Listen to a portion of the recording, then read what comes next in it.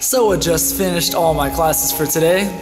I'm gonna sit here the whole time and look at you like this. No, just kidding.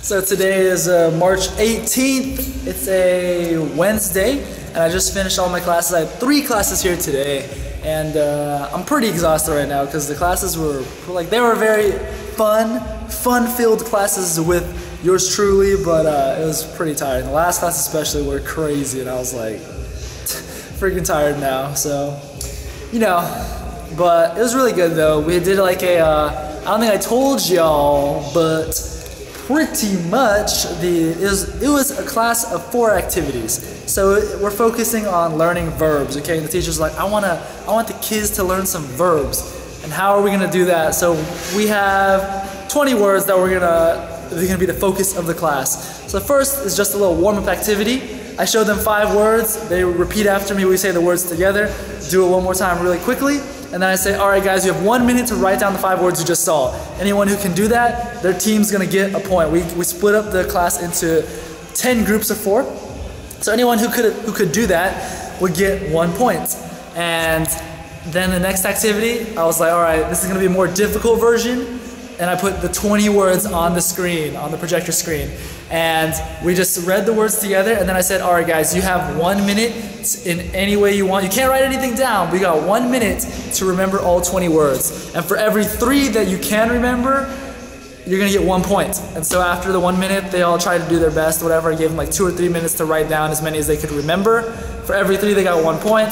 That was the second activity. The third activity, we gave them each a packet. Each group got a big packet, and they were like paper-sized note cards with each word on them. So each piece of paper, those 20 pieces of paper, had 1 vocabulary word on them. And then I would give them a definition, repeat it a few times, then give them 1 minute, or maybe even less, depending on how fast they were, to select the words silently, or select the words, but don't tell other groups, obviously. And then after 1 minute, I'd say 1, 2, 3, cards up, and every group would hold up cards. Any groups that I caught cheating, I see them cheaters. I see you guys cheating. Or any groups that are slow, because slow groups are usually cheaters. You know, although there's one group that was just like, we don't know, which is pretty funny. But anyways, any groups that I caught doing that, they wouldn't get any points, and any groups that got it correct would get 1 point. I did that for 5 or 6 rounds.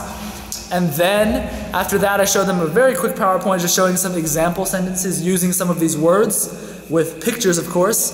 And then, after that, the final activity, I would pick a word from the list, and then the groups would have 1 or 1.5 minutes to write a sentence using that word. They had these little vocabulary books where I got all the words from. And I let them use that for reference so they could see like an example sentence or something, but they were not allowed to copy the exact sentence because that would be way too easy.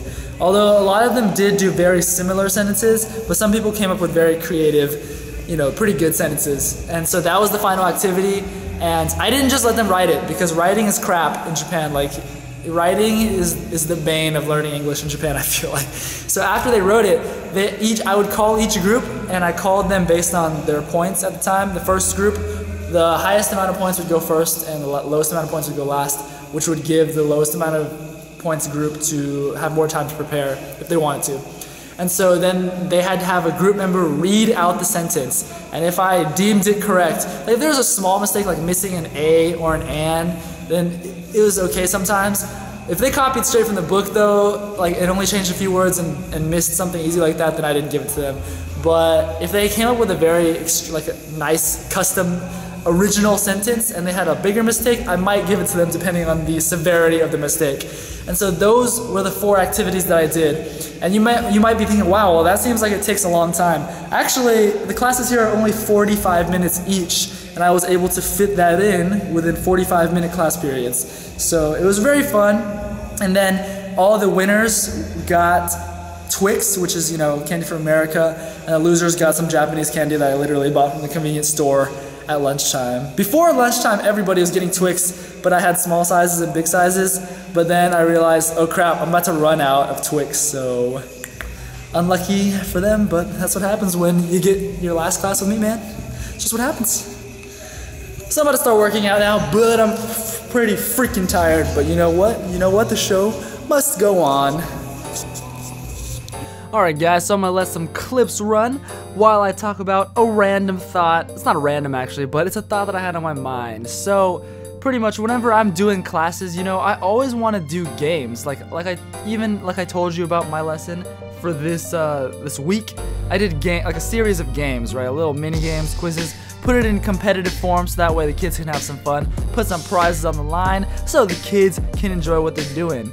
And I think it's really important to do that because, you see, like, you would think, like, oh man, well, you know, they want to learn the language, they're excited to learn the language, so, you know, it's natural to just teach them grammar and get their skills up and make them better at speaking the language, learning the language and everything, you know? But the thing is that it's not exactly that way. But you see, like, well, I don't know about other countries, but in America, for the most part, in high schools, you're allowed to kind of choose what language you want to learn. Like, there's some certain cases where you can't choose, but most of the cases you're allowed to choose what kind of language you want to learn. In my high school, we had Spanish, German, Latin, French, you know, so you can choose. But in Japan, English is a mandatory language that all the students have to take. So that means some students are going to be interested, yes, but some students are not going to want to know it at all. Some students don't even want to deal with it, but they know they have to because it's mandatory, and they're going to have to take tests that use English and test them on English and stuff, and that's redundant, so they can get into the colleges that they want to get into and have that good, successful future, you know?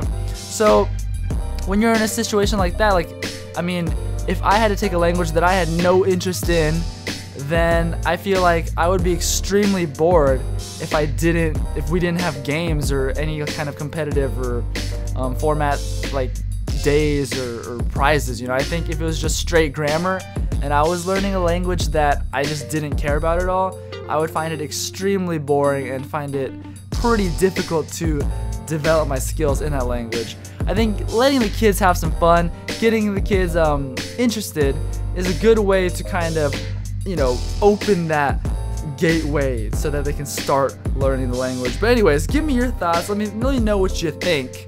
Comment below, and see ya next time.